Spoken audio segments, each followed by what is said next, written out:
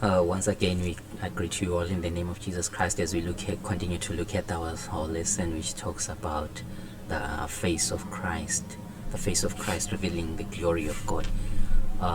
We saw that his face was illuminated, as was the case of Moses, and now we are going forward with the lesson, and we are looking at his face that is being steadfast, his steadfast face. If we look at now the book of Luke 9:51, it says, "And it came to pass when the time was come that he should be received up, he steadfastly set his face to go up to Jerusalem." Jesus experienced the greatest joy day by day in his blessed ministry of love, to break the bands of sin and to relieve those oppressed by the devil, to restore sight to the blind, healing to the deaf ears, and health to all that were suffering was his life. And yet all through the years he had been conscious of the shadow of Calvary. He had borne the cross every day of his life, your cross and mine. Now the time had come for the consummation of the eternal plan, that he should lay down his life as the sinner's substitute. Now we are looking at Jesus now having on his mind the mission to go to Jerusalem, because that was the place where he would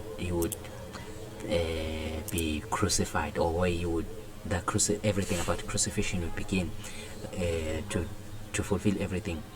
And now he knew what was before him, and he was ready and prepared to go and lay down his life.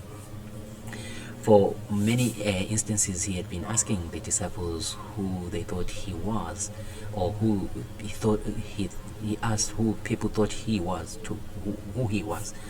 But in their response, they did not fully understand that he was to come and lay down his life for us.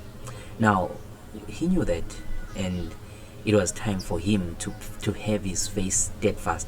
Now let me put it this way: most of us, if we would have the privilege of knowing how our lives will end, or where we would go, most of us would shrink or run away from that privilege, because we would not have had the full power and capacity to accept what is to come. But Jesus, on this time and day, he was ready to go and die for us. And then it continues to say, it was a sorrowful way, but there was no shrinking on his part. He set his face steadfastly to go to Jerusalem, knowing that it meant bitter persecution and reproach, ending in rejection, condemnation, and ignominy and disgrace of the crucifixion. The disciples had never before seen that look on his face, so stern, resolute, and unwavering, that they hesitated to disturb his meditation.